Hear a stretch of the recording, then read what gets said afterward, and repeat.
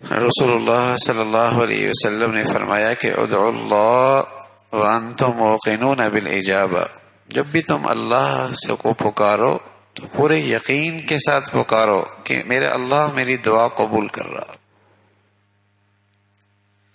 ایک توبہ کی شکل ہے، استغفار کی شکل ہے، اور ایک پہلو یہ بھی ہے کہ جب اللہ کے سامنے کوئی اپنی حاجت پیش کرے تو حسن ظن رکھے کہ اللہ میری ضرورت پوری کر دیں۔ بندوں کے پاس آدمی کے دل میں یہ آدمی میری بات ٹالے گا نہیں، حسن ظن رکھتا نا، یہ آدمی میری بات نہیں ٹال، اس کو میرا لحاظ ہے، یہ بات ٹالے گا نہیں، یا یہ بڑا کریم آدمی ہے،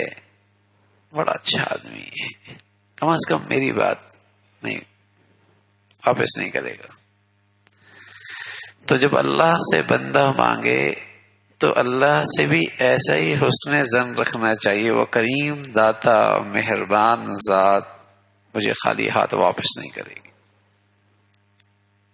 ادعوا اللہ وانتم موقنون بالاجابہ،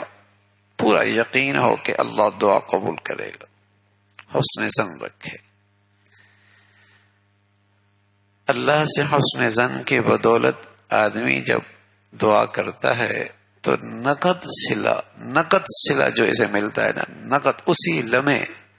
اس کا دل مطمئن ہو جاتا ہے، چاہے وہ کتنا ہی پریشان حال کیوں نہ ہو، مسائل کا شکار کیوں نہ ہو، اور آزمائش کی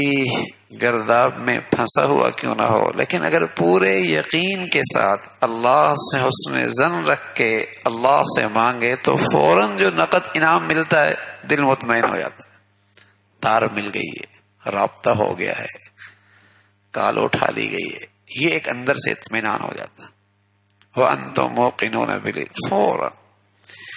وہ تو حکیم ذات ہے، ابھی دے یا بعد میں دے، وہ دے یا اس سے بہتر دے، ہاں وہ تو کریم حکیم ذات ہے، ابھی دے یا کچھ دیر بعد دے، اپنے شان سے اپنی حکمت سے دیتے ہیں، وہ ابھی دے یا دیر سے دے، وہی دے یا اس سے بھی بہتر دے دے، لیکن ایک جو فوراً چیز ملتی ہے وہ اطمینان،